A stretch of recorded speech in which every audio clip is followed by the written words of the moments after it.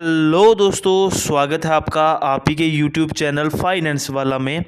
तो दोस्तों, आज की वीडियो में हम बात करने वाले हैं मोतीलाल ओसवाल के नैस्डैक 100 फंड के बारे में। इसमें कैसे आपको डबल बेनिफिट्स मिल सकते हैं। जैसे कि एक इंटरनेशनल फ़ंड है, आपका जो पैसा है वो नैस्डैक में लगता है। जैसे हमारे यहाँ पे सेंसेक्स होता है, निफ्टी 50 होता है, बैंक निफ्टी होता है, वैसे ही दोस्तों अमेरिकन मार्केट में नैस्डैक 100 होता है। ठीक है, तो नैस्डैक 100 एक इंटरनेशनल फ़ंड है और इसमें आपको डबल बेनिफिट्स कैसे मिल सकते हैं। नॉर्मल जो आपके म्यूचुअल फ़ंड के रिटर्न होंगे वो तो मिलेंगे, साथ में डॉलर एप्रिसिएशन के साथ कैसे आप अपने बेनिफिट्स को एक अलग लेवल पे लेके जा सकते हो, अपने रिटर्न्स को। तो वो चीज़ें दोस्तों डिटेल में मैं बताऊँगा आपको इस वीडियो में। तो चैनल पे पहली बार आए हैं तो चैनल को सब्सक्राइब कर लीजिए, वीडियो को लाइक कर दीजिए। तो बिना आपका वक्त गवाए हुए दोस्तों वीडियो को शुरू करते हैं। तो दोस्तों, वीडियो शुरू करने से पहले आप सब लोग एक बार डिस्क्लेमर पढ़ लीजिए।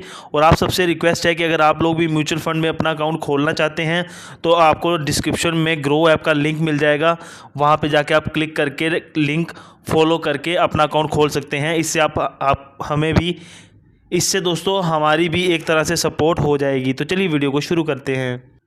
तो दोस्तों, सबसे पहले मैं आपको बता दूं कि पिछले 6 महीने में इस फंड ने 17.11% का रिटर्न दिया है। ठीक है दोस्तों, अगर हम बात करें एक साल की तो पिछले एक साल में दोस्तों इस फंड ने 32% रिटर्न दिया है। ये है नॉर्मल म्यूचुअल फंड का रिटर्न। इस पर आपको डॉलर एप्रिसिएशन कैसे मिलेगा वो मैं आपको दोस्तों वीडियो में आगे बनाने वाला हूँ। पहले आप रिटर्न देख लीजिए। और अगर हम बात करें पिछले 3 साल की तो 12% का रिटर्न दिया है दोस्तों। तो अगर हम पिछले 3 साल की बात करें तो उसमें थोड़ा कोरोना का जो काल था वो भी आ गया था, उसके चक्कर में यहाँ पे रिटर्न्स कम है, नहीं तो अच्छे खासे रिटर्न देखने को मिल सकते थे दोस्तों।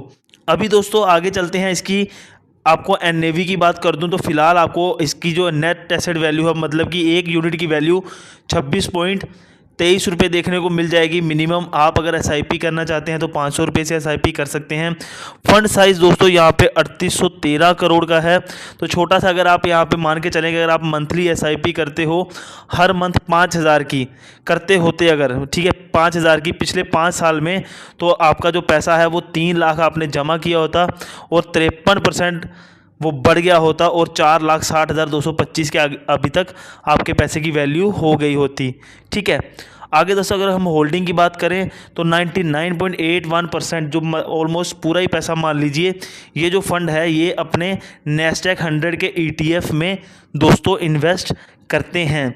आपको एक चीज़ बता दूं दोस्तों, कभी भी आप कोई भी म्यूचुअल फंड लेने जाओ तो आपको हमेशा एक तो डायरेक्ट और ग्रोथ ऑप्शन के साथ ही म्यूचुअल फंड लेना है। कभी भी रेगुलर और डिविडेंड के साथ म्यूचुअल फंड को नहीं बाई करना है दोस्तों। ठीक है, नेक्स्ट बात करते हैं रैंकिंग्स की।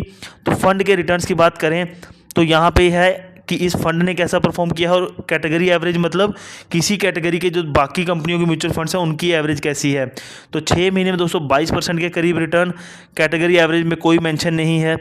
एक साल में 17.8% का रिटर्न, कैटेगरी एवरेज बाकी फंड्स ने 19.4 का दिया है। पिछले 3 साल की अगर बात करें तो 48.5% का और कैटेगरी एवरेज में 11.3% का। और ओवरऑल देखें तो अभी तक इस फंड ने 161.2% का दोस्तों जो रिटर्न है वो दे दिया है।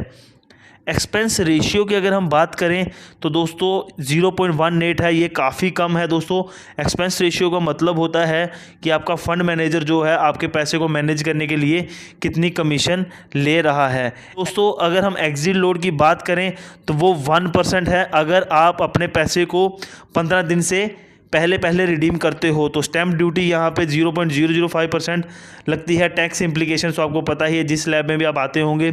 फंड मैनेजमेंट की अगर हम बात करें तो स्वप्निल पी मायकर जी हैं और राकेश शेट्टी जी हैं जो इस फंड को मैनेज करते हैं दोस्तों। ठीक है, आगे बढ़ते हैं। अगर हम मोतीलाल ओसवाल म्यूचुअल फंड की बात करें तो इनकी जो रैंकिंग है ओवरऑल इंडिया में 19 है। टोटल एसेट जो ये मैनेज करते हैं 31,049 करोड़ के। ठीक है, तो ये सारी की सारी चीज़ें दोस्तों कुछ इंपॉर्टेंट थी जो मैंने आपको बता दी इस फंड के बारे में। अब बात करते हैं कि आपको नॉर्मल रिटर्न के साथ डॉलर एप्रिसिएशन कैसे मिलता है।